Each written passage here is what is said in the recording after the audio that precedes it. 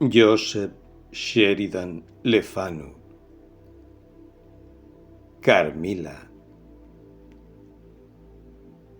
Joseph Thomas Sheridan Le Fanu, Dublín, 28 de agosto de 1814.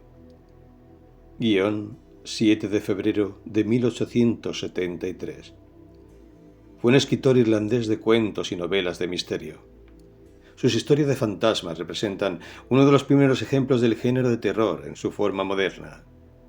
Carmila fue una de las primeras historias de vampiros escritas, precursora de muchas obras de éxito, como es el caso de Drácula, de Bram Stoker. Le Fanu se basó en la legendaria historia de la hermosa y sádica condesa Isabel Bathory, la condesa sangrienta, para crear a la bellísima Carmila. Capítulo 1. Vivíamos en Estiria, en un castillo. No es que nuestra fortuna fuera principesca, pero en aquel rincón del mundo era suficiente una pequeña renta anual para poder llevar una vida de gran señor. En cambio, en nuestro país y con nuestros recursos, solo habríamos podido llevar una existencia acomodada. Mi padre es inglés y yo, naturalmente, tengo un apellido inglés, pero no he visto nunca Inglaterra. Mi padre servía en el ejército austríaco. Cuando alcanzó la edad del retiro, con su reducido patrimonio, pudo adquirir aquella pequeña residencia feudal, rodeada de varias hectáreas de tierra. No creo que exista nada más pintoresco y solitario. El castillo está situado sobre una suave colina y domina un extenso bosque. Una carretera angosta y abandonada pasa por delante de nuestro puente levadizo, que nunca he visto levantar. En su foso nadan los cisnes entre las blancas corolas de los nenúfares. Dominando este conjunto se levanta la amplia fachada del castillo con sus numerosas ventanas, sus torres y su capilla gótica. Delante del castillo se extiende el pintoresco bosque. A la derecha, la carretera discurre a lo largo de un puente gótico tendido sobre un torrente que serpentea a través del bosque. He dicho que es un lugar muy solitario. Juzgad vosotros mismos si digo la verdad. Mirando desde la puerta de entrada hacia la carretera, el bosque que rodea nuestro castillo se extiende 15 millas a la derecha y 12 a la izquierda. El pueblo habitado más próximo está en esta última dirección, a una distancia aproximada de 7 millas. El castillo más cercano y de cierta notoriedad histórica es el del general Spildorf, a unas 20 millas a la derecha. He dicho el pueblo habitado más próximo, porque al oeste, solo 3 millas, en dirección al castillo del general Spildorf, hay un pueblecito en ruinas, con su iglesia gótica también en ruinas. Allí están las tumbas, casi ocultas entre piedras y follaje, de la orgullosa familia Karnstein, extinguida hace tiempo. La familia Karnstein posee antaño el desolado castillo que, desde la espesura del bosque, domina las silenciosas ruinas del pueblo. Hay una leyenda que explica por qué fue abandonado por sus habitantes este extraño y melancólico paraje, pero ya hablaré de ella más adelante. El número de habitantes de nuestro castillo era muy exiguo. Excluyendo a los criados y a los habitantes de los edificios anexos, estábamos solamente mi padre, el hombre más simpático del mundo, pero de edad bastante avanzada, y yo, que la época en que ocurrieron los hechos que voy a narrar tenía solamente 19 años. Mi padre y yo constituíamos toda la familia. Mi madre, de una familia noble de Estiria, murió cuando yo era aún una niña. Sin embargo, tuve una inmejorable nana, la señora Perrodon, de Berna. Era la tercera persona en nuestra modesta mesa. La cuarta era la señorita Lafontaine, una dama en toda la extensión de la palabra, que ejercía las funciones de institutriz para completar mi educación. Algunas muchachas amigas mías, Venían de vez en cuando al castillo y algunas veces yo les devolvía la visita. Estas eran nuestras habituales relaciones sociales. Naturalmente también recibíamos visitas imprevistas de vecinos. Por vecinos se entienden a las personas que habitaban dentro de un radio de 4 o 5 leguas. Puedo aseguraros que en general era una vida muy aislada. El primer acontecimiento que me produjo una terrible impresión y que aún ahora sigue grabado en mi mente es al propio tiempo uno de los primeros sucesos de mi vida que puedo recordar. La nursery, como la llamábamos, aunque era solo para mí, estaba en una habitación grandiosa del último piso del castillo y tenía el techo inclinado, con molduras de madera de castaño. Tendría yo unos 6 años, cuando una noche, despertándome de improviso, miré a mi alrededor y no vi a la camarera de servicio. Creí que estaba sola. No es que tuviera miedo, pero era una de aquellas afortunadas niñas a quienes han evitado expresamente las historias de fantasmas y los cuentos de hadas que vuelven a los niños temerosos ante una puerta que chirría o ante la sombra danzante que produce sobre la pared cercana la luz incierta de una vela que se extingue. Si me eché a llorar fue seguramente porque me sentí abandonada. Pero con gran sorpresa vi al lado de mi cama un rostro bellísimo que me contemplaba con aire grave. Era una joven que estaba arrodillada y tenía sus manos bajo mi manta. La observé con una especie de placentero estupor y cesé en mi lloriqueo. La joven me acarició, se echó a la cama a mi lado y me abrazó, sonriendo. De repente me sentí calmada y contenta y me dormí de nuevo. De súbito me desperté con la escalofriante sensación de que 2 agujas me atravesaban el pecho profunda y simultáneamente. Proferí un grito. La joven dio un salto hacia atrás, cayendo al suelo, y me pareció que se escondía debajo de la cama. Por primera vez sentí miedo y me puse a gritar con todas mis fuerzas. La niñera, la camarera y el ama acudieron precipitadamente, pero cuando les conté lo que me había ocurrido, estallaron en risas, a la vez que trataban de tranquilizarme. Aunque yo era solamente una niña, recuerdo sus rostros pálidos y su angustia mal disimulada.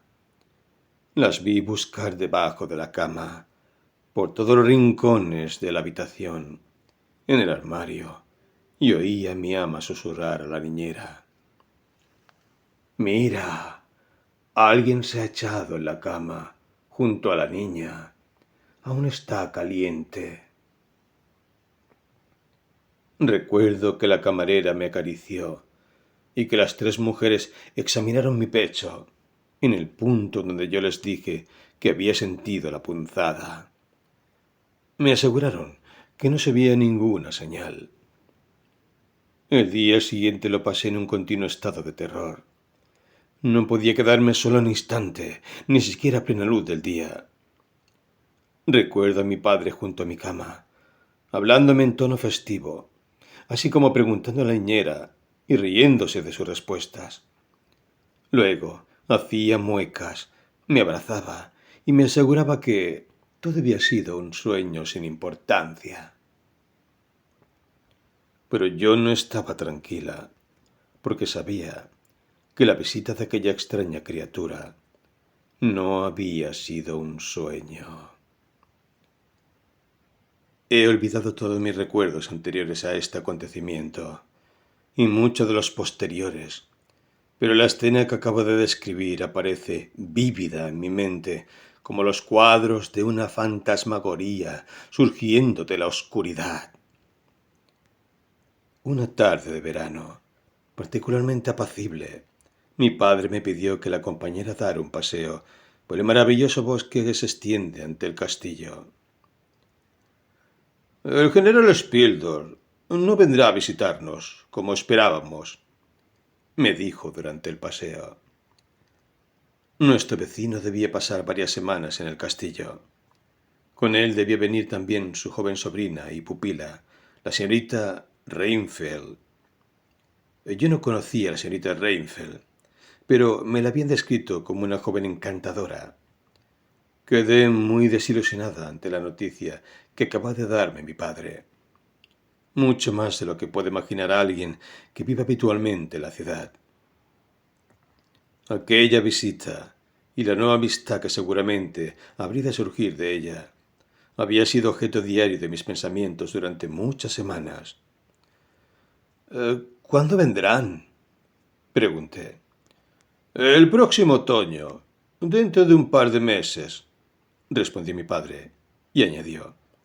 Me alegro, querida, de que no hayas conocido a la señorita Reinfeldt. ¿Por qué? Inquirí, molesta y curiosa al mismo tiempo.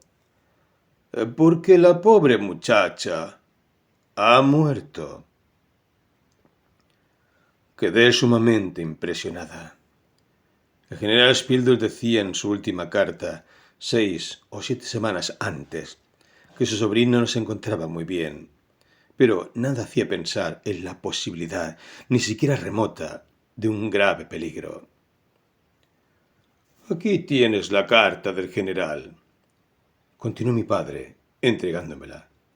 Me parece que está muy trastornado. Indudablemente, cuando escribió la carta se hallaba muy excitado. Nos sentamos en un banco de piedra, junto al sendero de los tilos. El sol desaparecía con todo su melancólico esplendor detrás del horizonte selvático, y el torrente que discurría junto a nuestra mansión reflejaba el colorido escarlata del cielo, cada vez más pálido. La carta del general Spildur era tan insólita y apasionada que la releí detenidamente para comprender su sentido. Quizás el dolor había trastornado su mente. Decía así. He perdido a mi querida sobrina. La quería como a una hija. La he perdido. Y solamente ahora lo sé todo. Ha muerto la paz de la inocencia y la fe de un futuro bendito. El monstruo que ha traicionado nuestra ciega hospitalidad ha sido el culpable de todo. Creí recibir en mi casa a la inocencia, a la alegría, a una compañía querida para mi Berta. Dios mío, qué loco he sido. Consagraré los días que me quedan de vida a la caza y destrucción del monstruo. Solo me guía una débil luz. Maldigo mi ceguera y mi obstinación. Todo es demasiado tarde. En estos momentos no puedo escribir ni hablar con serenidad. Estoy demasiado trastornado. En cuanto esté mejor, me dedicaré a la búsqueda e iré posiblemente hasta Viena. Dentro de un par de meses, hacia el otoño, iré a visitaros, si es que aún estoy vivo. Al propio tiempo os contaré lo que ahora no tengo fuerzas para escribir. Adiós. Rogad por mí, queridos amigos. Aquí terminaba la carta. Si bien yo no había conocido a Berta Reinfeldt, mis ojos se llenaron de lágrimas. La noticia de su muerte me impresionó muchísimo. Devolví a mi padre la carta del general. El sol se hundía cada vez más en el ocaso, y la tarde era dulce y clara. Paseando bajo la tibia luz del atardecer, nos entretuvimos haciendo cábalas sobre el posible sentido de las incoherentes y violentas afirmaciones de aquella carta. En el puente levadizo encontramos a la señorita Lafontaine y a la señora Perrodon, que habían salido a admirar el magnífico claro de luna. Frente a nosotros se extendía el prado por el cual nos habíamos paseado. A la izquierda, el camino discurría bajo unos venerables árboles y desaparecía en la espesura del bosque. A la derecha, la carretera pasaba sobre un puente severo y pintoresco a la vez, junto al cual se erguía una torre en ruinas. En el fondo del prado, una ligera neblina delimitaba el horizonte con un vuelo trance, y de cuando en cuando se veían brillar las aguas del torrente a la luz de la luna. Lo mismo a mi padre que a mí, nos seducía lo pintoresco, y nos quedábamos contemplando en silencio la espléndida llanura que se extendía ante nosotros. Las dos buenas señoras, a pocos pasos, discutían acerca del paisaje y hablaban de la luna. La señora Perrodon era más bien gruesa y veía todas las cosas desde un punto de vista romántico. La señorita La Fontaine pretendía ser psicóloga y algo mística. Aquella tarde afirmó que la intensa luminosidad de la luna estaba en relación directa con una especial actividad espiritual. Los efectos de una luna llena como aquella podían ser múltiples. Influía en los sueños, en la locura, en la gente nerviosa y hasta los hechos materiales. «Esta noche», dijo, «la luna está llena de influjos magnéticos. Mirad cómo brillan las ventanas con un resplandor plateado, como si unas manos invisibles hubieran iluminado las estancias para recibir huéspedes espectrales». Capítulo 2. En aquel momento, el insólito rumor de las ruedas de un carruaje y del galope de muchos caballos sobre la carretera atrajo nuestra atención. Parecía aproximarse, descendiendo de la colina que dominaba el viejo puente. Muy pronto, un pequeño tropel desembocó por aquel punto. Primero cruzaron el puente dos caballeros. Luego apareció un carruaje tirado por 4 corceles. Y finalmente, otros 2 caballeros que cerraban el cortejo. Parecía el coche de una persona de rango.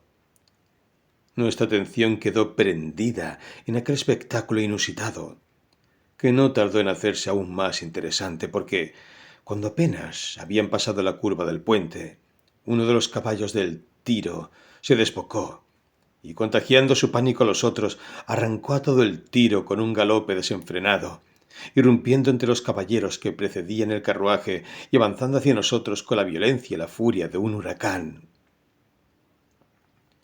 En aquel momento culminante, la escena adquirió caracteres de tragedia, debido a los gritos femeninos procedentes del interior del vehículo. Mi padre permaneció en silencio, mientras nosotras lanzábamos exclamaciones de terror. El final no se hizo esperar.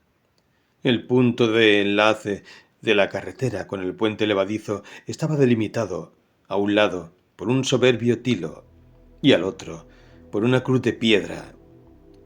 Los caballos, que marchaban a una velocidad vertiginosa, se desviaron asustados al ver la cruz, arrastrando las ruedas contra las raíces salientes del árbol. Asustada por lo que podía ocurrir, me tapé el rostro con las manos, no resistiendo la idea de ver cómo la carroza se salía del camino. En aquel mismo instante oí el grito de mis compañeras, que estaban un poco más adelantadas que yo. Abrí los ojos, impulsada por la curiosidad, y contemplé una escena sumamente confusa. 2 caballos yacían en el suelo. El carruaje estaba volcado, apoyado sobre uno de sus lados, con 2 ruedas al aire. Los hombres se afanaban arreglando el vehículo, de cuyo interior había salido una señora de aspecto autoritario, que retorcía nerviosamente entre sus manos un pañuelo. Ayudamos a salir del carruaje a una joven, al parecer desmayada. Mi padre se había acercado a la señora de más edad, sombrero en mano, ofreciéndole ayuda y cobijo en el castillo. La señora no parecía oír nada, y solo tenía ojos para la frágil muchachita que había sido reclinada en el respaldo de un banco. Me acerqué. La joven había perdido el conocimiento, pero sin duda estaba con vida. Mi padre, que se preciaba de tener algunos conocimientos médicos, le tomó el pulso y aseguró a la señora, que se había presentado a sí misma como madre de la joven, que la pulsación, si bien débil e irregular, era perceptible. La señora juntó sus manos y alzó los ojos al cielo, al parecer en un momentáneo transporte de gratitud. Luego, repentinamente, se desahogó haciendo gestos teatrales que, sin embargo, son espontáneos en cierto tipo de personas. Era una mujer de buen ver, que en su juventud debía haber sido seductora. Delgada, aunque no flaca, iba vestida de terciopelo negro. Su pálida fisonomía conservaba una expresión orgullosa y autoritaria, a pesar de la agitación del momento. ¡Qué desgracia la mía!, exclamó, retorciéndose las manos. Estoy efectuando un viaje que es cuestión de vida o muerte. Una hora de retraso puede tener consecuencias irreparables. No es posible que mi hija pueda restablecerse del golpe recibido y continuar un viaje cuya duración no es posible prever. Deberé dejarla forzosamente en el trayecto. No quiero correr el riesgo de llegar con retraso. ¿A qué distancia se encuentra el pueblo más próximo? Es necesario que la lleve hasta allí para recogerla a mi regreso. Y pensar que tendré que pasar por lo menos 3 meses sin ver a mi querida hija, sin tener noticias suyas. Tiré a mi padre de la chaqueta y le susurré al oído. Padre, dile que la deje con nosotros. Me gustaría mucho. Hazlo por mí. Si la señora quiere confiar su hija a los cuidados de la mía y de nuestra ama, la señora Perrodon, si quiere que su hija se quede con nosotros, bajo mi responsabilidad hasta su regreso, lo consideraremos como un gran honor y tendremos para ella los cuidados y la devoción que el deber de la hospitalidad imponen, dijo mi padre solemnemente. No puedo aceptarlo, respondió la desconocida, con mucha circunspección. Sería abusar demasiado de su amabilidad. Al contrario, nos haría un gran favor. Precisamente vendría a llenar un inesperado vacío. Hoy mismo mi hija ha sufrido una gran desilusión debido a la noticia de que se ha frustrado una visita que esperábamos. Si confía a su hija a nuestros cuidados, será su mejor consuelo. En el aspecto y actitudes de aquella señora había algo tan especial e imponente, y en cierto sentido fascinante, que, aun prescindiendo del séquito que la acompañaba, daba la impresión de ser una persona de rango. Entretanto, el carruaje había sido levantado y los caballos, ya calmados, estaban de nuevo enganchados. La señora dirigió a su hija una mirada que a mí no me pareció afectuosa, como era de esperar después de la terrible escena, y seguidamente llamó a mi padre con un gesto y se apartaron unos pasos de nosotros.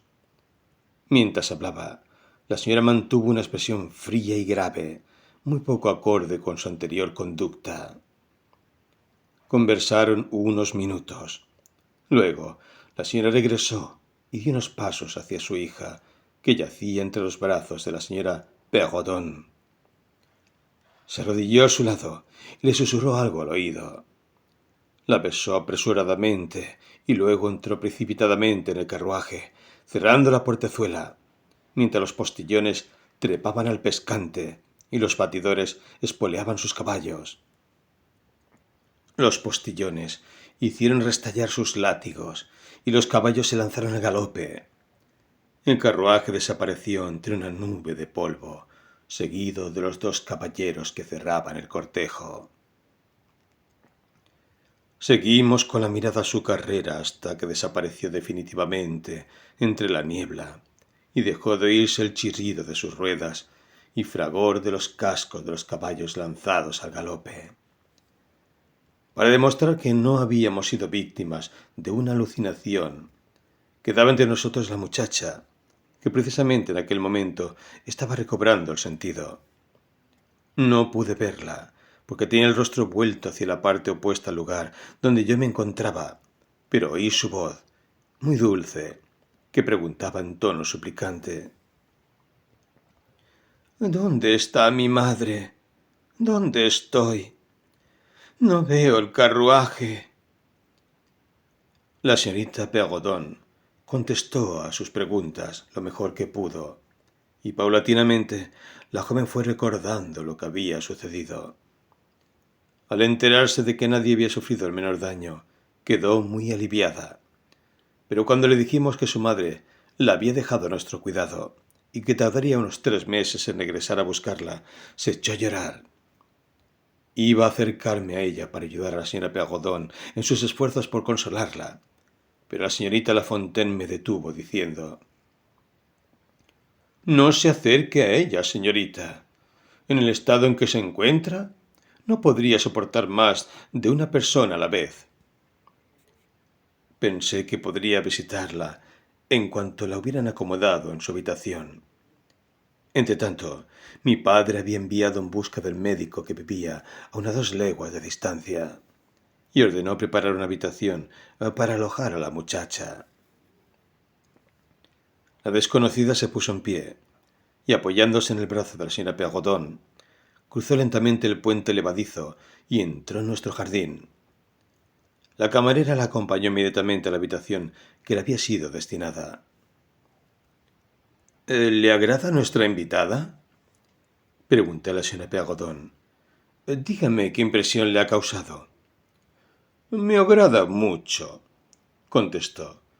«Creo que es la muchacha más bonita que he visto en toda mi vida. Tiene aproximadamente la edad de usted y es verdaderamente encantadora».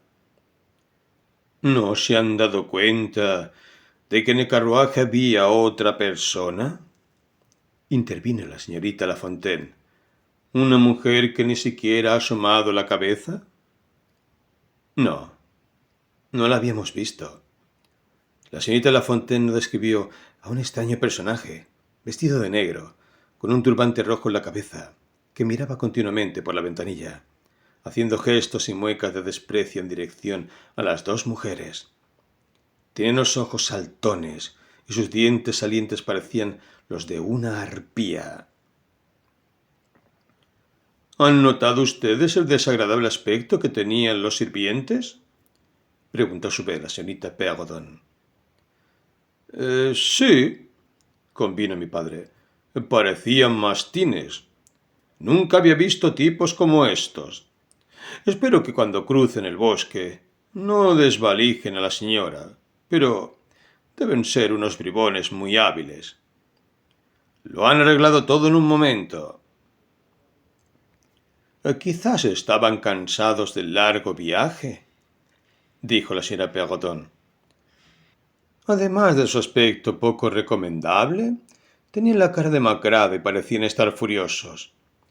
Debo confesar que han despertado mi curiosidad, pero confío en que la muchacha nos lo explicará todo mañana, cuando se encuentre mejor. «No creo que lo haga», dijo mi padre, con una sonrisa ambigua, como si supiera más de lo que decía. Esto excitó mi curiosidad por saber lo que la señora vestida de negro le había dicho a mi padre en el curso de la breve conversación que sostuvieron. Apenas me quedé a solas con él, intenté sonsacarle. Mi padre no se hizo rogar. «No hay ningún motivo para que te lo oculte. La señora me dijo que temía dejarnos a su hija, porque se trata de una muchacha de salud delicada y tiene los nervios alterados, aunque no padece ataques ni alucinaciones». «¿No te parece algo raro que te dijera esto? No tenía ninguna necesidad de aclarar ese extremo». «De todos modos, eso es lo que me dijo», me interrumpió mi padre. «Me explicó que está efectuando un largo viaje de vital importancia para ella. Está obligada a viajar con la mayor rapidez y discreción posibles. Dentro de 3 meses vendrá a recoger a su hija. Entretanto, no debe decir nada acerca de su personalidad y del lugar donde se dirige. Al pronunciar la palabra discreción, La ha subrayado con una pausa, mirándome los ojos con cierta dureza. Creo que es importante. ¿Has visto la rapidez con que se ha marchado? Espero no haber cometido una tontería al hacerme cargo de esa muchacha. Capítulo 3.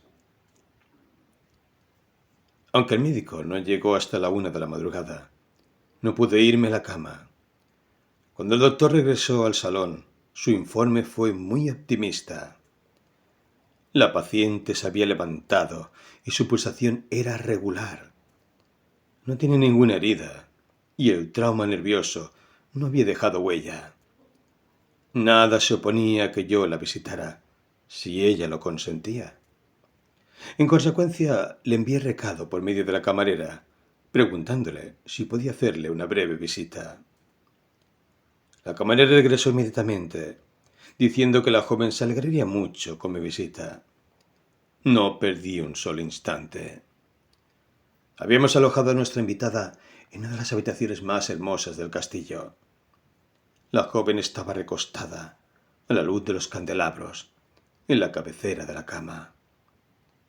Su graciosa figura aparecía envuelta en una bata de seda, recamada de flores y orlada con una cinta de raso que su madre le había echado a los pies cuando aún estaba en el suelo.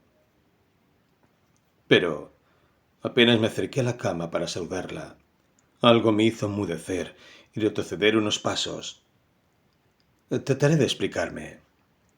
El rostro que tenía ante mí era el mismo que se me había aparecido durante aquella terrible noche de mi infancia.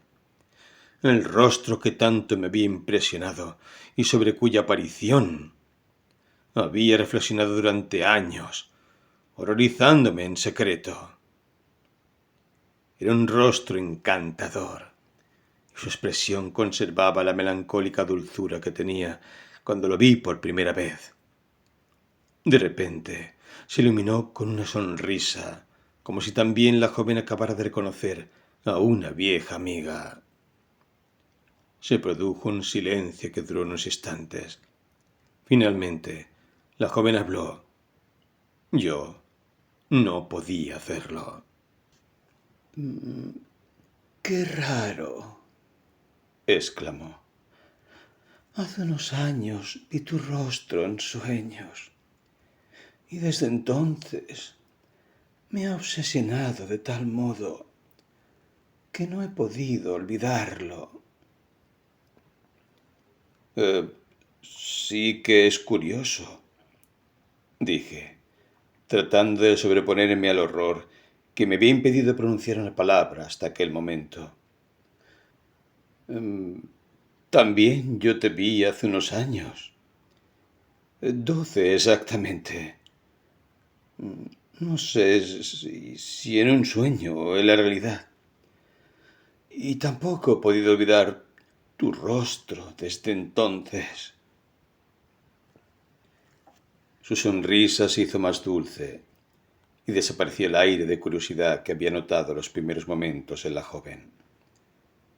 Me sentí más confiada y cumplí con mis deberes de anfitriona, dándole la bienvenida a nuestro hogar y expresándole la satisfacción que a todos los de la casa, y especialmente a mí, nos habría producido su imprevista llegada.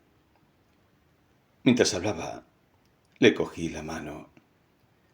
Yo era algo tímida, hecho muy comprensible si se tiene en cuenta la soledad en que vivía. Pero aquella situación especial me hizo elocuente, casi audaz. La joven apretó súbitamente mi mano y la estrechó entre las suyas, mirándome con sus ojos brillantes. Sonrojándose, sonrió de nuevo y contestó a mi saludo. Aunque yo no me había recobrado del todo de mi primera impresión, me senté a su lado y la joven me dijo: «Ante todo, es necesario que te cuente cómo y dónde te vi por primera vez. Es realmente extraordinario que nos hayamos soñado mutuamente, tal como somos ahora, a pesar de que el sueño tuvo lugar cuando éramos unas niñas. Yo no tenía más de 6 años. Desperté de repente de un sueño agitado y me pareció encontrarme en una habitación muy distinta a mi nursery, una estancia cuyas paredes estaban revestidas de madera de color oscuro y que aparecía llena de camas, sillas y otros muebles. Recuerdo que las camas estaban vacías y que en la habitación no había nadie más que yo. Contemplé la habitación con gran curiosidad, admirando, entre otras cosas, un gran candelabro de hierro de 2 brazos que reconocería entre 1000 si volviera a verlo. Luego me subía a una de las camas para llegar hasta la ventana, pero en aquel mismo instante oí un llanto procedente de una de las camas. Entonces fue cuando te vi. Eras tal como ahora te veo, una muchacha bellísima, de cabellos dorados y enormes ojos azules. También tus labios eran los mismos. Tu modo de mirar me conquistó inmediatamente. Salté a la cama y te abracé. Creo que nos quedamos dormidas durante un rato. Me despertó un grito. Te habías despertado y estabas chillando. Me asusté y caí al suelo, donde perdí el conocimiento. Cuando recobré el sentido, me hallaba de nuevo en mi casa, en mi habitación. Nunca he podido olvidar tu rostro. No es posible que todo aquello fuese un simple sueño. Realmente, la muchacha que vi, eres tú. Le conté entonces mi visión, que suscitó en mi nueva amiga una admiración que no me pareció simulada. No sé cuál de las dos se asustó más, dijo, sonriendo. Si no hubiera sido tan encantadora, creo que me habría asustado más. ¿No te parece que lo mejor será pensar que nos conocimos hace 12 años y que, por tanto, somos viejas amigas? Yo, por lo menos, creo que desde nuestra infancia estábamos predestinadas a serlo. Y por mi parte, nunca he tenido una verdadera amiga. ¿La encontraré ahora? Suspiró y me miró apasionadamente con sus hermosos ojos negros. En realidad, aquella joven me atraía de un modo inexplicable, pero al propio tiempo me inspiraba una indefinible repulsión. Sin embargo, pese a lo contradictorio de mis sentimientos, lo que predominaba era la atracción. Aquella joven desconocida, hasta cierto punto, me interesaba y me conquistaba. Era tan hermosa y fascinante. Recuerdo que noté en ella cierto cansancio y me apresuré a desearle las buenas noches. Añadí: será mejor que esta noche duerma una camarera contigo. Fuera, en el pasillo, me aguarda una sirvienta. Es muy seria y no te molestará. Eres muy amable, respondió la joven. Pero si hay otra persona en mi habitación, no puedo dormir. No necesito ayuda y quiero confesarte una pequeña debilidad mía. Tengo horror a los ladrones. En cierta ocasión mi casa fue desvalijada y asesinaron a 2 camareras. Desde entonces tengo la costumbre de cerrar la puerta con llave. Tendrás que disculparme, pero no puedo evitarlo. Durante un rato me retuvo entre sus brazos. Luego me susurró al oído: «Buenas noches, querida. Me desagrada separarme de ti, pero es hora de descansar. Hasta mañana. No pasaremos mucho tiempo separadas». Se dejó caer sobre la almohada, suspirando, mientras sus hermosos ojos me contemplaban con expresión amorosa y melancólica. Suspiró de nuevo. «Buenas noches, amiga mía». Los jóvenes se enamoran y se encariñan al primer impulso. Me lisonjeaba el evidente afecto que me demostraba aquella joven, aunque me parecía que yo no había hecho nada para merecerlo. Me encantó la confianza que me había demostrado desde el primer momento. Parecía indudable que estábamos predestinadas a ser amigas íntimas. Llegó el día siguiente y volvimos a vernos. Su compañía me hacía feliz por muchas razones. A la luz del día no había perdido su encanto. Era sin duda la más hermosa criatura que jamás había visto. Y el desagradable recuerdo que conservaba de su aparición en el curso de mi sueño infantil se había trocado en una placentera sensación. La joven me confesó que también ella había experimentado un sobresalto al reconocerme, y el mismo sentimiento de repulsión que se mezclaba a mi simpatía. Capítulo 4. He dicho que vi en ella muchas cosas que me fascinaban, pero también otras que me desagradaban. Empezaré por describirla físicamente. Era de estatura mediana, delgada y de formas muy armoniosas. Aparte de que sus movimientos eran lánguidos, verdaderamente muy lánguidos. Nada en su aspecto denotaba que estuviera enferma. Tenía una tez sonrosada y luminosa, y sus facciones eran pequeñas y correctas. Sus ojos eran negros y brillantes, sus cabellos realmente espléndidos. No he visto nunca una cabellera tan larga y sedosa como la suya, cuando la soltaba sobre sus hombros. A menudo sumergía mi mano entre sus cabellos y reía tontamente ante lo insólito de su peso. Eran unos cabellos mórbidos y vivos, de color castaño oscuro con reflejos dorados.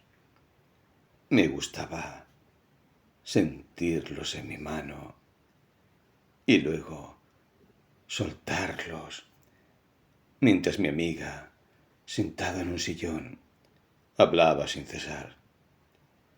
Me gustaba retorcerlos, entrelazarlos, jugar con ellos. Cielo santo, si lo hubiese sabido todo. He señalado que algunas de sus particularidades no me convencían. He dicho que la confianza que me había otorgado desde el primer momento me había conquistado. No obstante, todo cuanto hacía referencia ella misma, a su madre o a cualquier aspecto de su vida particular o familiar, despertaba en la joven una extraña reticencia. Desde luego, no era razonable por mi parte insistir en esos aspectos, y tal vez no me portaba bien. Mi obligación era la de respetar la solemne orden dada a mi padre por la señora vestida de negro. Pero la curiosidad Es un sentimiento que carece de escrúpulos. Y ninguna muchacha soporta de buen grado verse desilusionada por lo que le interesa. ¿Qué podía haber de malo en el hecho de que mi amiga me contara lo que tan ardientemente deseaba saber? ¿Acaso no tenía confianza en mi sentido del honor? ¿Por qué no me creía cuando le aseguraba que jamás divulgaría una sola palabra de lo que me dijera? Su persistente negativa, acompañada siempre de una sonrisa, me parecía una actitud totalmente en desacuerdo con su edad. No puedo decir que el hecho fuera motivo de discusiones entre nosotras, porque resultaba imposible enfadarse con la joven. Tal vez lo inconveniente e incluso descortés fuera mi insistencia, pero me sentía realmente acuciada por la curiosidad. Sus explicaciones no me aclaraban nada, o por lo menos eso creía yo. Pueden resumirse en 3 vagas revelaciones. La primera era su nombre, Carmila. La segunda, que los miembros de su familia eran nobles o intelectuales. Y la tercera, que su casa estaba situada al occidente de la nuestra. No me dijo su apellido, ni sus títulos nobiliarios, ni el nombre de sus propiedades, ni siquiera la región donde vivía. Y no es que yo la atosigara continuamente con mis preguntas. Me limitaba, simplemente, a intercalarlas siempre que la ocasión era propicia. Prefería las fórmulas indirectas. 1 o 2 veces, en realidad, la ataqué frontalmente. Pero cualquiera que fuese la táctica que empleaba, el resultado era siempre el mismo. Un rotundo fracaso. Los reproches y las caricias no servían de nada, aunque debo confesar que sabía eludir las preguntas con una evidente destreza y que parecía francamente disgustada por no poder satisfacer mi curiosidad. Siempre que se planteaba una de esas situaciones, me echaba los brazos al cuello, me estrechaba contra su pecho y apoyaba su mejilla en la mía, murmurándome al oído: «Querida, sé que tu corazón se siente herido. No me juzgues cruel. Me limito a obedecer una ley ineludible que constituye mi fuerza y mi debilidad. Si tu corazón está herido, el mío sangra con el tuyo.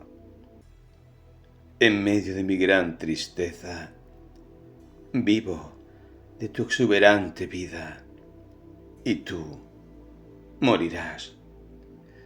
Morirás dulcemente por la mía. Es algo inevitable. Y así como yo me acerco a ti, tú, a tu vez, te acercarás a otros y aprenderás el éxtasis de la crueldad, que es una forma de amor.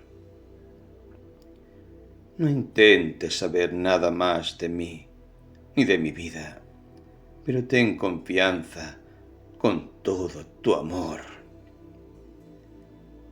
Y después de haber hablado con una voz suave, queda, me estrechaba entre sus brazos y sus labios, besándome tiernamente, me inflamaban las mejillas. Aquella excitación y aquel lenguaje me resultaban incomprensibles. Intentaba eludir sus abrazos, no demasiado frecuentes, pero me faltaban energías. Sus palabras resonaban en mis oídos como una canción de cuna y domeñaban mi resistencia, sumergiéndome en una especie de sopor. del cual solo despertaba cuando me libraba de sus brazos. Aquellas incomprensibles expansiones no me gustaban. Experimentaba una extraña y tumultuosa sensación que, si bien en cierto sentido me resultaba agradable, me inundaba al mismo tiempo de temor y de repulsión. Siempre que tenía lugar una de esas escenas, me sentía sumamente turbada, y al tiempo que aumentaba el placer que me producía, aumentaba también mi repugnancia. Sé que lo que acabo de explicar podrá parecer paradójico, pero no puedo expresar de otra forma lo que sentía. Han transcurrido 10 años desde que tuvieron lugar aquellos hechos, y la mano me tiembla aún al escribir acerca de la situación en que inconscientemente me vi envuelta. A veces, después de un largo periodo de indiferencia, mi extraña y bellísima amiga me cogía súbitamente la mano, estrechándomela con pasión. Se sonrojaba y me miraba con ojos, ora lánguidos, ora de fuego. Su conducta era tan semejante a la de un enamorado que me producía un intenso desasosiego. Deseaba evitarla y al propio tiempo me dejaba dominar. Carmila me cogía entre sus brazos, me miraba intensamente a los ojos. Sus labios ardientes recorrían mis mejillas con 1000 besos y con un susurro apenas audible me decía: «Eres mía, serás mía, tú y yo debemos ser una sola, para siempre». Después se echaba hacia atrás, apoyándose en el respaldo del sillón, cubriéndose los ojos con las manos, y yo me sentía trastornada en lo más profundo de mi ser. ¿Qué quieres decir con tus palabras?», intentaba saber. ¿Te recuerdo acaso a alguna persona a la que amaste mucho? No me gusta que me hables así. Cuando lo haces, no pareces la misma. Y tampoco yo me reconozco a mí misma cuando me miras y me hablas de este modo. No hallaban explicación satisfactoria aquellas efusiones. Sin embargo, no parecían afectadas ni falsas. Indudablemente se trataba de una explosión espontánea, de un instinto o sentimiento reprimido. ¿Acaso Carmila sufría alucinaciones? ¿Estaría loca a pesar de lo que afirmó su madre antes de marcharse? ¿O se trataba simplemente de una argucia romántica? En más de una ocasión había leído la historia de un joven que se introducía en casa de su amada vestido de mujer y con la ayuda de una aventurera. ¿Sería este el caso? La hipótesis lisonjeaba mi vanidad, pero no tenía la menor consistencia. Durante largos periodos de tiempo, yo no representaba absolutamente nada para Carmila, la cual se limitaba a dirigirme alguna mirada ardiente, eso sí. Y aparte de aquellos fugaces momentos de excitación, sus modales eran absolutamente femeninos. Sus costumbres, por otra parte, eran bastante raras. Generalmente se levantaba muy tarde, nunca antes del mediodía. Entonces tomaba únicamente una taza de chocolate, muy caliente. A continuación paseábamos juntas un rato, muy corto, ya que no tardaba en sentirse fatigada. Regresábamos al castillo o nos sentábamos en un banco, debajo de los árboles. Lo más curioso era que su languidez física no iba nunca acompañada de postración mental. Su conversación era siempre chispeante y vivaz. De cuando en cuando hacía alguna vaga alusión a su hogar, a su infancia o algún recuerdo de su existencia. Y a través de sus palabras se adivinaba que sus hábitos y costumbres eran muy dispares a los nuestros. De esas ocasionales alusiones llegué a colegir que su país natal estaba mucho más lejos de lo que había creído al principio. Una tarde en que nos hallábamos sentadas bajo los árboles, desfiló ante nosotros un cortejo fúnebre. Se trataba del entierro de una muchacha muy bonita y a la cual yo conocía porque era hija del guarda forestal. El pobre hombre marchaba detrás del féretro que contenía los restos de su querida y única hija y parecía tener el corazón destrozado. Le seguían algunos aldeanos cantando un himno funerario. Cuando el cortejo pasó delante nuestro, me puse en pie en señal de respeto y uní mi voz a las suyas. Mi amiga me tiró rudamente del vestido y yo me volví, sorprendida. En tono irritado me dijo: ¿Es que no te das cuenta de lo desafinado de sus voces? Pues a mí me parece un canto muy dulce, respondí, molesta por aquella intempestiva intromisión y porque temía que los acompañantes del entierro observaran nuestra discusión. El canto continuó. «¡Me destrozan los tímpanos!», exclamó Carmila en tono rabioso, tapándose los oídos con las manos. «Detesto los entierros y los funerales.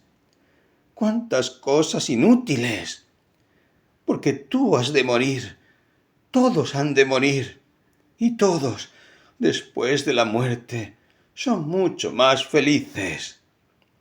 Regresemos a casa». Mi padre ha ido también al cementerio, ¿lo sabías? No, no me importa. Ni siquiera sé quién es el muerto, replicó, mientras sus ojos centelleaban. Se trata de aquella muchacha que hace unos 15 días creyó haber visto un fantasma. Desde entonces ha ido empeorando y ayer por la mañana falleció. No me hables de fantasmas. Esta noche no podría dormir. Espero que no haya una epidemia por estos alrededores. Existen algunos síntomas, continué. La mujer del pastor murió hace una semana y también dijo que había notado una extraña opresión en el cuello, como si alguien tratara de ahogarla. Mi padre dice que esas alucinaciones son frecuentes en los casos de fiebres epidémicas. La mujer se hallaba perfectamente el día anterior, pero después de aquella noche se debilitó inesperadamente y al cabo de una semana falleció. Bien, supongo que ya habrán terminado con los cantos fúnebres.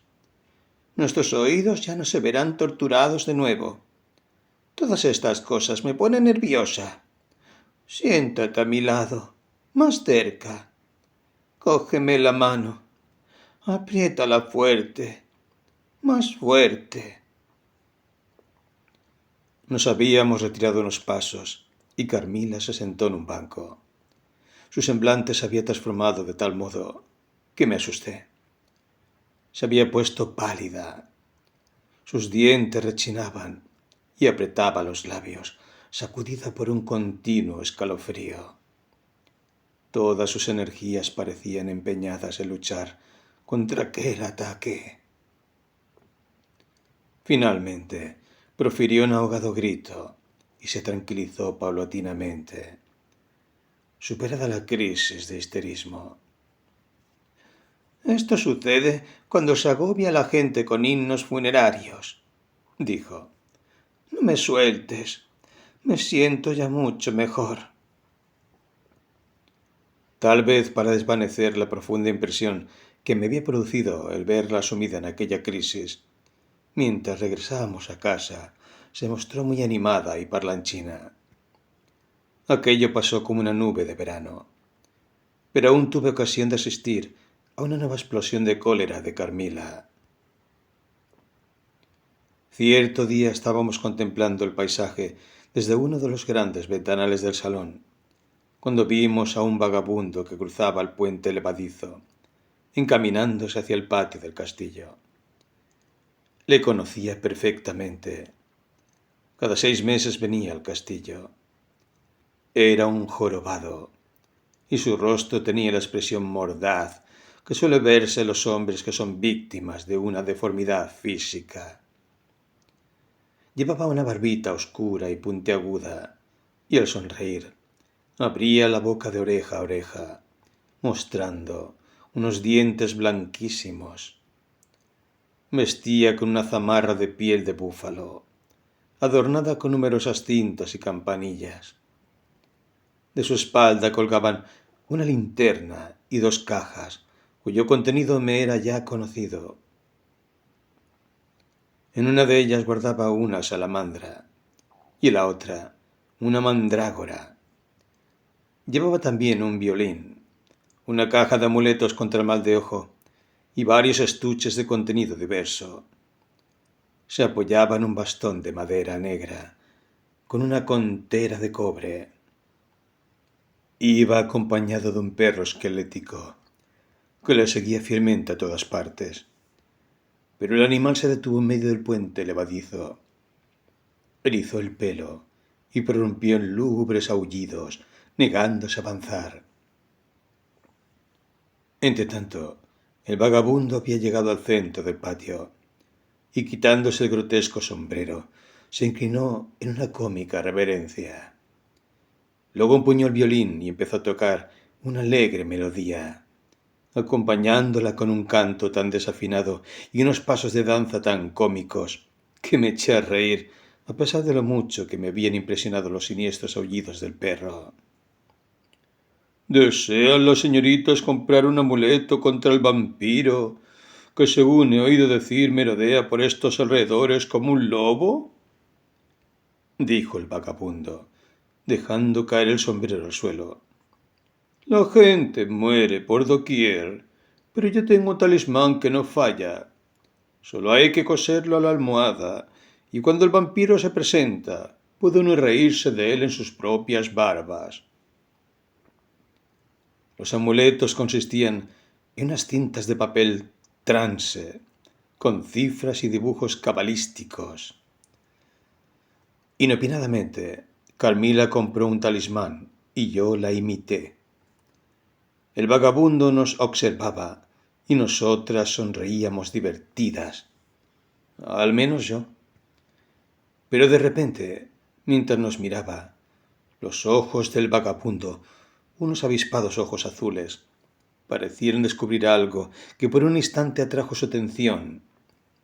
Inmediatamente sacó un estuche de cuero repleto de toda clase de pequeños instrumentos de acero.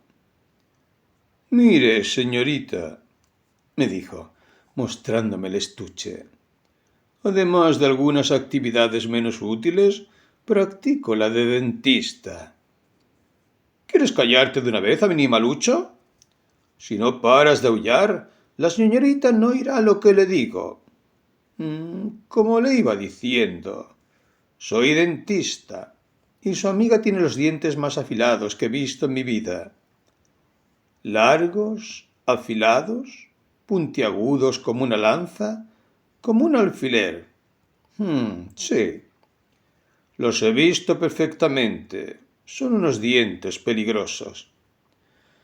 Yo entiendo de estas cosas, y aquí estoy con mi lima, mi punzón y mis pinzas.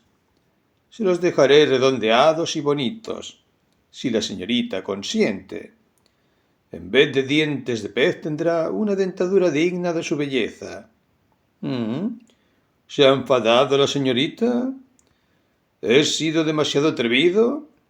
¿La he ofendido?» Carmila, en efecto, Le miraba con una expresión de odio. Se apartó de la ventana, acusándome. ¿Y permites que ese charlatán me insulte de ese modo? ¿Dónde está tu padre? Quiero pedirle que lo eche del castillo. Mi padre hubiera ordenado que le apalearan para quemarlo luego vivo. Sin embargo, en cuanto no tuvo ante sus ojos al hombre que la había insultado, su cólera desapareció tan rápidamente como había surgido. Al cabo de unos instantes había olvidado ya al jorobado y sus extravagantes palabras. Aquella misma tarde, mi padre llegó muy excitado. Nos contó que se había presentado otro caso parecido a los anteriores y de los cuales ya he hablado. La hermana de un colono de nuestra finca, que vivía a 1 milla de distancia de nuestro castillo, había enfermado repentinamente. Decía que había sido atacada por un ser monstruoso, y su estado se agravaba, lenta pero inexorablemente. En rigor, dijo mi padre, todo esto puede ser atribuido a causas naturales. Estos infelices se sugestionan con narraciones inverosímiles y de este modo provocan sus alucinaciones. No deja de ser una cosa terrible, observó Carmila. Desde luego, asintió mi padre.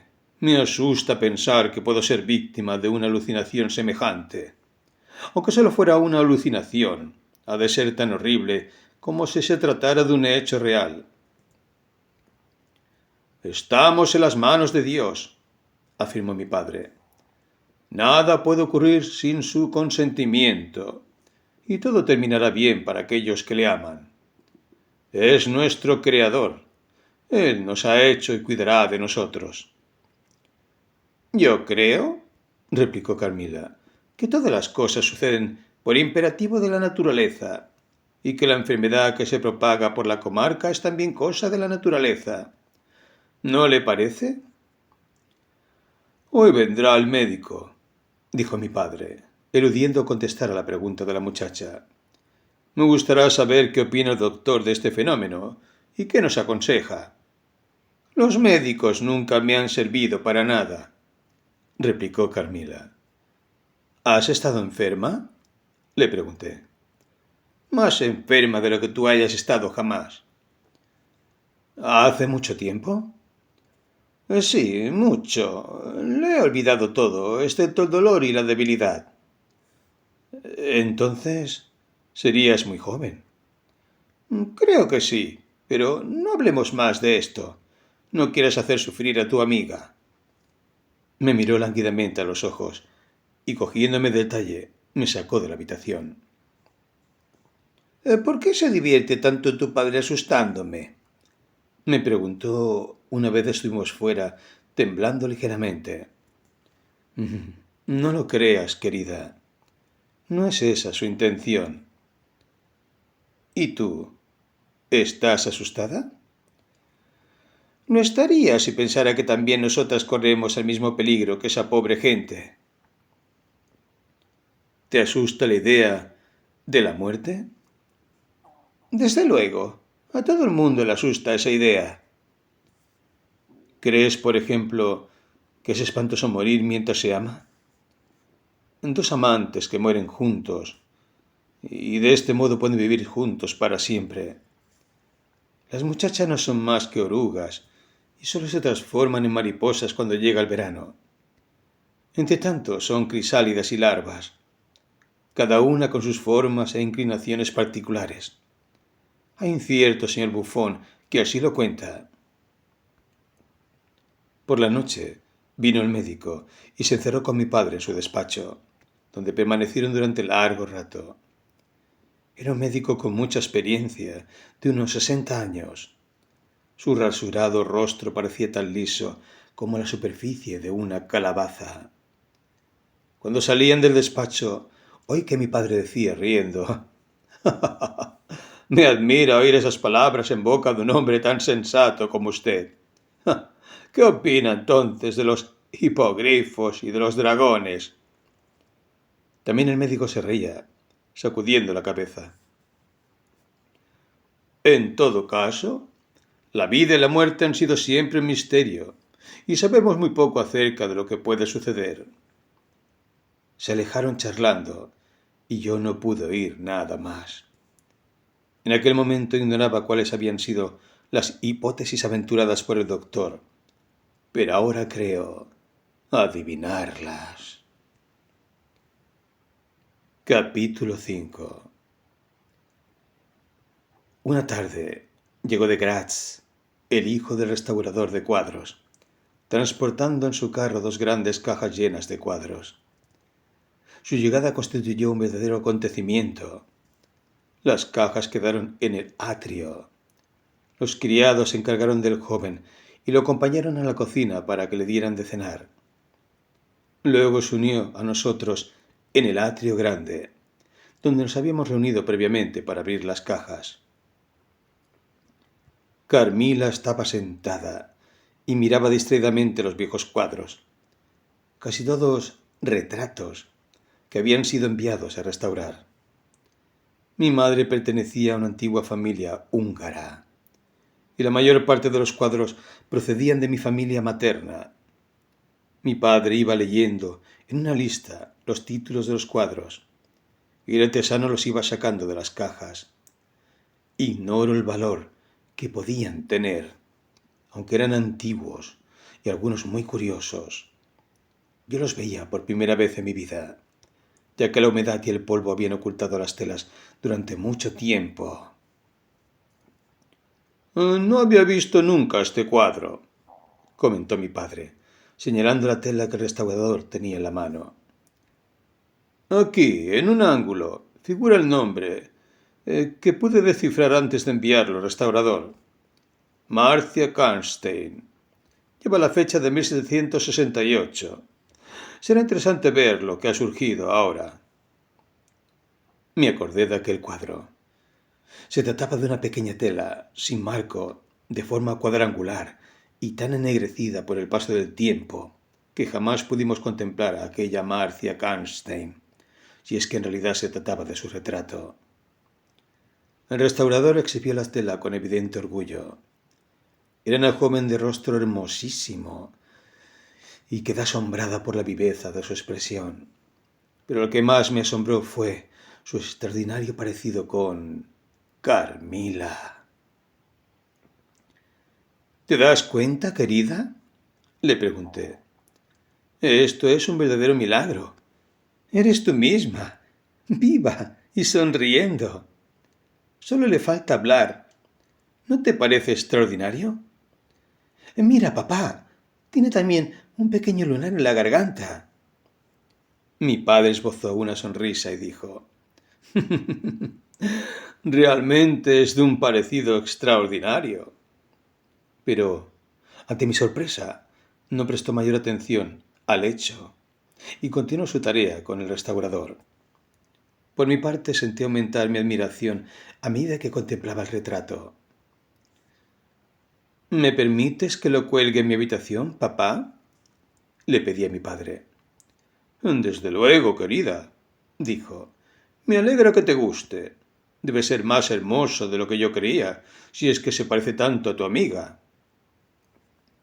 Carmila no pareció haber oído el cumplido. Estaba retrepada en un sillón y me contemplaba fijamente con sus hermosos ojos, con la boca ligeramente entreabierta y sonriendo como en éxtasis. Ahora sí que puede leerse bien el nombre, dije. No es Marcia. Parece escrito con letras de oro. El nombre es Mircalla, condesa de Karnstein. Encima del nombre hay una pequeña corona y debajo una inscripción. Anno Domini 1698. Yo desciendo de los Karnstein. Ah, exclamó lánguidamente Carmila. También yo creo que soy una descendiente lejana de esa familia. ¿Viven aún algunos de sus miembros? No creo que exista nadie que lleve el apellido. La familia quedó extinguida a raíz de la guerra civil, hace muchísimo tiempo. Las ruinas del castillo se encuentran a solo unas leguas de aquí. Muy interesante, murmuró distraídamente Carmila. Pero mira qué hermoso claro de luna tenemos hoy. Miró a través de la entornada puerta. ¿Y si fuésemos a dar un paseo? Esta noche me recuerda la de tu llegada, dije. Carmila suspiró, esbozando una sonrisa. Se puso en pie y salimos al patio cogidas por la cintura. Anduvimos lentamente y en silencio hasta el puente levadizo. Ante nuestros ojos se extendía una hermosa llanura bañada por la luz de la luna. ¿De modo que recuerdas aún el día de mi llegada? Me susurró Carmila al oído. ¿Te alegras tenerme aquí? Soy muy feliz, querida Carmila, respondí. ¿Y has pedido que te dejaran colgar aquel cuadro en tu habitación? Murmuró mi amiga, con un suspiro. Luego me apretó más estrechamente con el brazo que ceñía mi talle y apoyó su cabeza en mi hombro. ¡Qué romántica eres, Carmila!, exclamé. Cuando me cuentes la historia de tu vida, estoy segura de que será como si me leyeras una novela de amor. Me besó silenciosamente. Estoy convencida, Carmila, de que has estado enamorada, proseguí, y me atrevería a afirmar que sigues preocupada por algún asunto amoroso. Nunca me he enamorado y nunca me enamoraré, afirmó Camila, a no ser que me enamore de ti. A la luz de la luna aparecía más hermosa que nunca. Tras dirigirme una extraña y tímida mirada, ocultó la cara en mi cuello, entre mis cabellos, respirando agitadamente. Parecía a punto de estallar en sollozos y me apretaba la mano, temblando. Su mórbida mejilla quemaba contra la mía. Murmuró: Querida, yo vivo en ti y tú morirás en mí. Te quiero tanto. Me separé de ella. Carmila me miraba ahora, con unos ojos de los que habían desaparecido el fuego y la vida. Y como si saliera de un sueño, añadió: Regresemos. Vámonos a casa. Me parece que estás enferma, Carmila. Deberías tomar un vasito de vino, le dije. Sí, creo que sí. Ahora me encuentro mucho mejor. Dentro de unos minutos estaré completamente bien. Sí, tomaré un vaso de vino. Y acercándose a la puerta añadió: Déjame mirar un instante. Quizás sea la última vez que veo la luna contigo. ¿De veras te sientes mejor, Carmila?, pregunté. Por un instante temí que se hubiera contagiado de aquella extraña epidemia que azotaba la comarca. Papá se apenaría mucho si supiera que te encuentras mal y no lo dices. Nuestro médico es un hombre muy inteligente. Todos sois excesivamente buenos conmigo, pero lo que yo tengo no es cosa de médicos. No estoy enferma, sino solamente un poco débil. El menor esfuerzo me deja agotada, pero me recobro muy fácilmente. ¿Ves? Ya estoy bien. Así lo parecía. Seguimos charlando durante un rato, y Carmila se mostró muy animada. El resto de aquella tarde transcurrió sin que se produjera ninguna recaída en lo que yo llamaba su exaltación. Las ardientes miradas de Carmila, su modo absurdo de expresarse, me asustaban a veces, lo confieso. Pero aquella noche ocurrió algo que debía provocar un cambio radical en el curso de mis pensamientos. Acompañé a Carmila a su habitación, como de costumbre, y me quedé charlando con ella mientras se preparaba para acostarse. Creo que llegará un día, dije, en que tendrás una absoluta confianza en mí. Se volvió sonriente, pero no contestó. No contestas, le dije, porque no puedes darme una respuesta satisfactoria, ¿verdad? No debería habértelo sugerido. Tienes perfecto derecho a hacerlo, replicó Carmila. Te quiero mucho y te considero merecedora de recibir todas mis confidencias. Puedes creerlo. Pero estoy atada a una promesa, más atada que una religiosa a sus votos. Y no puedo hablar de mí, ni siquiera contigo. Pero se acerca el momento en que lo sabrás todo. Me juzgarás cruel y egoísta, muy egoísta. Pero recuerda que el amor es siempre así. Cuanto más intensa es la pasión, más egoísta resulta. No puedes imaginarte lo celosa que estoy de ti. Tú has de venir conmigo, has de quererme hasta la muerte. O puede que me odies, da lo mismo. Pero ven conmigo y ódiame a través de la muerte y del más allá. En mi vocabulario no existe la palabra indiferencia. Ya estás otra vez diciendo cosas que no tienen sentido, objeté. Soy extravagante, tonta y caprichosa, pero tranquilízate. En adelante hablaré cuerdamente. ¿Has bailado alguna vez? No. Debe ser encantador, ¿verdad? Casi lo he olvidado.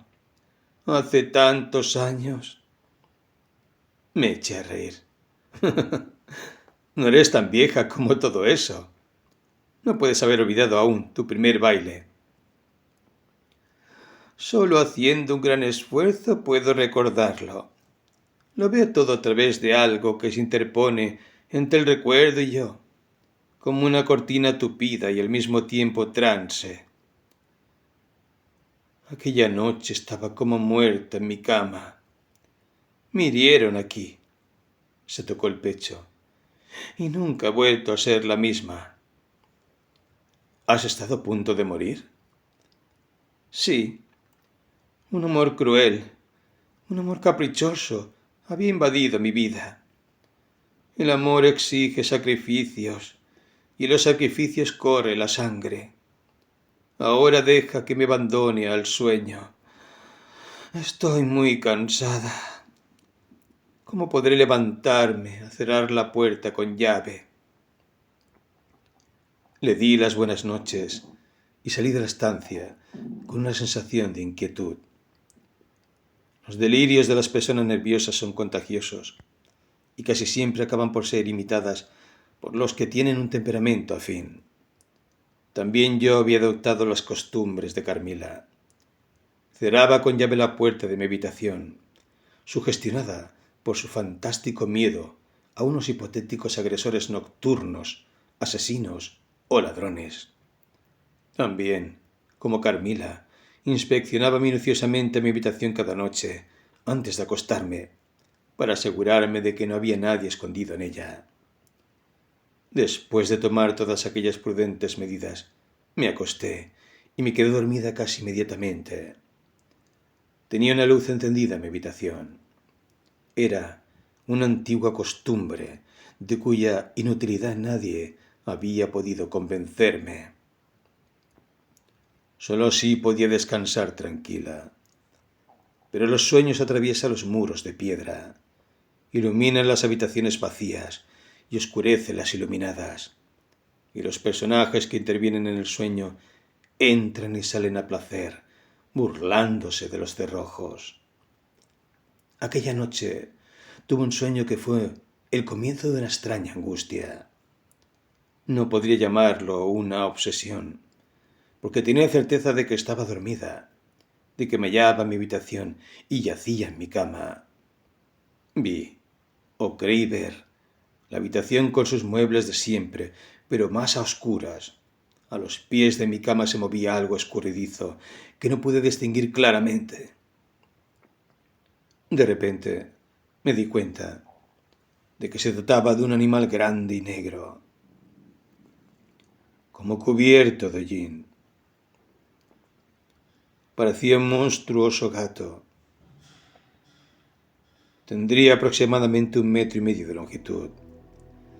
Y lo deduje porque cuando se paseaba al pie de la cama, ocupaba toda su anchura. Se paseaba como una fiera enjaulada. Me sentí tan aterrorizada que no tenía fuerzas ni para gritar. Los pasos del animal eran cada vez más rápidos y la habitación se oscurecía por momentos. Noté que algo se encaramaba a mi cama. Unos ojos enormes se acercaron a los míos y de pronto sentí un penetrante dolor en el pecho, como si me hubiesen clavado 2 alfileres. Me desperté con un grito. La habitación estaba iluminada por la luz que dejaba encendida cada noche, y a los pies de mi cama había una figura femenina, vestida de negro y con la cabellera caída en cascada sobre los hombros. Estaba inmóvil, como una estatua. No se oía ningún rumor, ni siquiera el de su respiración. La miré y la figura parecía moverse. Se deslizó hasta la puerta que estaba abierta y desapareció. Inmediatamente me sentí como liberada de un gran peso y pude moverme y respirar. Mi primer pensamiento fue que Carmila había querido gastarme la broma y que yo me había olvidado de cerrar la puerta. Pero me levanté y la encontré cerrada por dentro, como siempre. La idea de abrirla me aterrorizaba. Volví a acostarme y escondí la cabeza debajo de las sábanas, más muerta que viva. Al día siguiente no quise quedarme sola, ni un momento. Debí de habérselo contado todo a mi padre, pero no lo hice por 2 motivos opuestos. Primero, porque temí que se burlase de mi historia y me dolían sus burlas. Y segundo, porque temí que creyese que también yo era víctima de aquella misteriosa enfermedad que se propagaba por la comarca. Mi padre tenía el corazón débil y no quería asustarlo. Pero se lo conté todo a la señora Perrodon y a la señorita Lafontaine. Las dos se dieron cuenta de que me hallaba en un estado de anormal excitación. La señorita Lafontaine se echó a reír, pero vi que la señora Perrodon me miraba preocupada. «A propósito», dijo la señorita Lafontaine, riendo, «¿en el camino de los Tilos, detrás de la habitación de la señorita Carmila, hay fantasmas?» «Tonterías», exclamó la señora Perrodon, la cual debía encontrar inoportuna aquella asociación de ideas. «¿Quién le ha contado esa historia, querida?» «Martín dice que ha ido 2 veces a reparar la vieja balaustrada antes del amanecer y siempre ha visto la misma figura de mujer andando por el camino de los Tilos». «No le diga nada, Carmila», supliqué. «Su ventana da al camino y es una muchacha más impresionable aún que yo». Aquel día, Carmila se levantó más tarde que de costumbre. «Esta noche me ha asustado mucho», dijo. «Estoy segura de haber visto algo horrible. Menos mal que tenía el amuleto que le compré al pobre jorobado. Y pensar que lo traté tan mal. He soñado que una cosa negra se acercaba a mi cama y me he despertado aterrorizada. Durante unos segundos he visto realmente una figura negra al lado de la chimenea, pero he tocado el amuleto que guardo debajo de la almohada y la figura ha desaparecido. Estoy convencida de que, si se hubiese acercado más, habría terminado degollada como aquellas pobres mujeres». «Bien, escucha lo que voy a contarte». Le conté mi aventura nocturna. Parecía asustarse. «¿Y tenías el amuleto contigo?», me preguntó. «No, lo metí en un jarrón de porcelana del salón, pero esta noche me lo llevaré a la cama, ya que tú crees tanto en su eficacia.